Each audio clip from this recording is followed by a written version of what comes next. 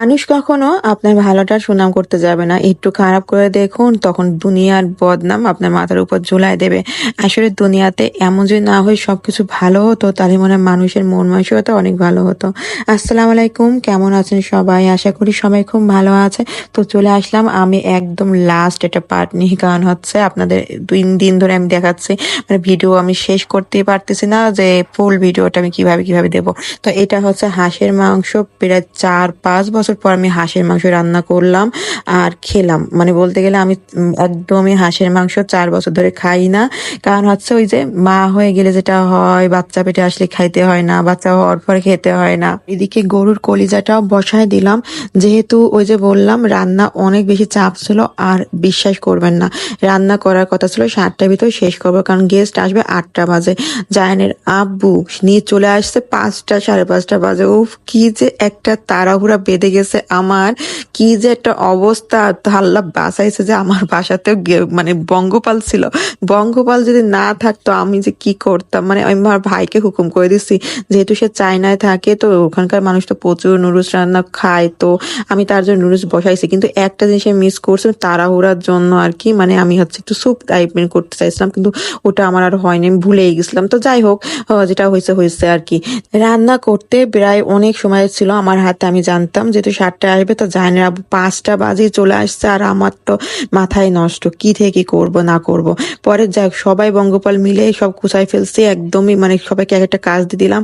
কেউ রুম গুছাতে ব্যস্ত হয়ে গেছে, তো কেউ টেবিল গুছাতে ব্যস্ত হয়ে গেছে, তো আমার পোলাটাকে কেউ রেডি করতে ব্যস্ত হয়ে গেছে। আমি আমার ভাইকে বললাম যে বাস তুই শুধু আমার ভিডিওগুলো নিবি, আর আমার ছেলেকে রেডি করবি, ব্যাস টেবিলটা হ্যান্ডেল করবি তুই। মানে মানে ভাই তো, মানে ওকে বলছি যে সামনাসামনি সব কিছু গুছাই ফেলতে। তো ব্যাস, আমার ভাই একদম সুন্দরভাবে টেবিলটা গুছাই দিছে। তারপর তুয়াফা ছিল, ও অনেক বেশি হেল্প করছে, আর আমার ছেলেটাকে সুন্দর করে রেডিও করে দিছে।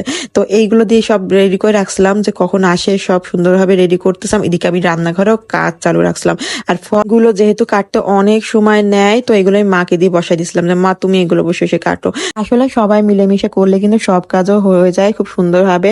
আর আমার অনেক অনেক বেশি রান্নার কথা ছিল ভাজা পোড়া, কিন্তু যেহেতু তারা চলে আসছিল, মানে প্রায় কাছাকাছি চলে আসতো, তো আমি খুবই সীমিতভাবে করে ফেলছি, যাতে করে সবকিছু আপ্যায়নটা সুন্দরভাবে দিতে পারি। মানে বেশি করে যদি আমি করতে যাই, তাহলে আরো বেশি ভাজা পোড়া করতে অনেক টাইম লেগে যায়। তো আমি খুবই সামান্য করে করছি, জাস্ট মানে তাদেরকে আপ্যায়ন করার জন্য। পরে লাগলে সেটা আলাদা বিষয়, কিন্তু ডেকোরেশনটা তো সুন্দরভাবে নিতে হবে।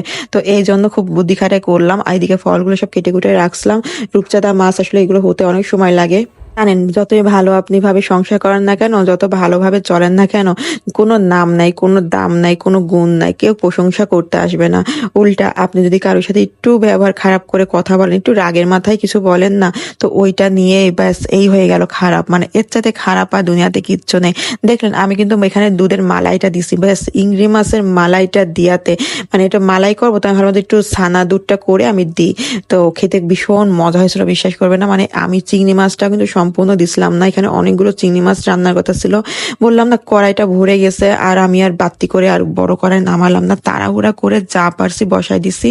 তো এখানে আমি যেটা বলতেছিলাম, আসলে সুনাম শোনার জন্য না সবাই একটু কিন্তু ওয়েট করে যে কেউ কারোর ভালোটা একটু সুনাম করুক, কিন্তু না বাবা, কেউ করবে না।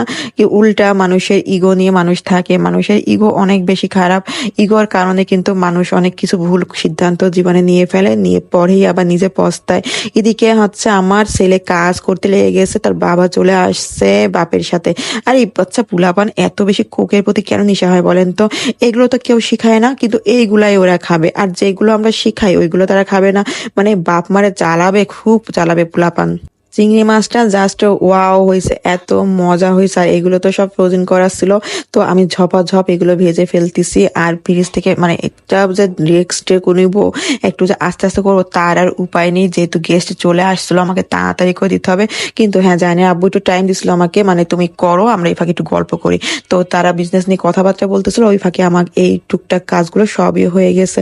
জানি না কতটুকু ভালো করতে পারছি, কিন্তু যেটুকু পারছি, হয়তো মানুষ তো সুন্দরভাবে বিদায় দিতে পারছি রাখছে, এটাই হচ্ছে বড় কথা। আর মানুষের কাছ থেকে মানুষ কি আর আশা করে?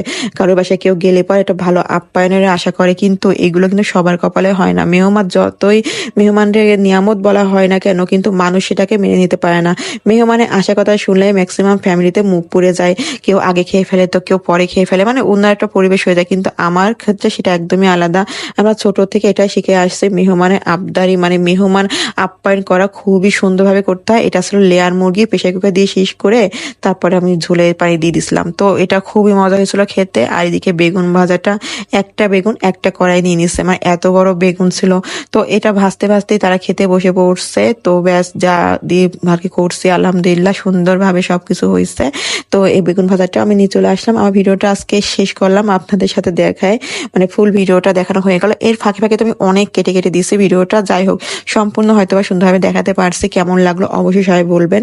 আর কার কার সুন্দর সুন্দর রেসিপিগুলো যদি কারো ভালো লেগে থাকে অবশ্যই আমাকে কমেন্ট বক্সে জানাবেন, আলাদা করে করে সব দিয়ে দেবো। যেহেতু আমার ছেলে এখানে দাঁড়ায় দাঁড়ায় বাবার সাথে মেহমানের সাথে খাচ্ছে, তো আমাকে এখানে দাঁড়ায় থাকতেই হবে। কারণ ওই যে একটু পানি খাওয়ানো, একটু হাত মুছাই দেওয়া, এইসব তো আমাদের এই কাজ। আসলে বাবা কি অত খেয়াল করতে পারে? বাচ্চা কাচ্চা এই যে একটু একটু করে খাচ্ছে। আমার ছেলে কিন্তু এদিনকেই মানে হসপিটাল থেকে আসছিল, তো আমি সেই ভিডিওগুলো আপনাদের সাথে শেয়ার করলাম। আর এদের তো ফাঁক দিয়ে মানে ভাজা পোড়া সব খাচ্ছে টুকটুক টুকটুক করে। তো কেমন লাগলো ভিডিওটা কিন্তু অবশ্যই সবাই জানিও। আমার ছেলে কোলে উঠে পড়ছে, মানে অনেকক্ষণ ধরে গল্প করে না তো মায়ের সাথে।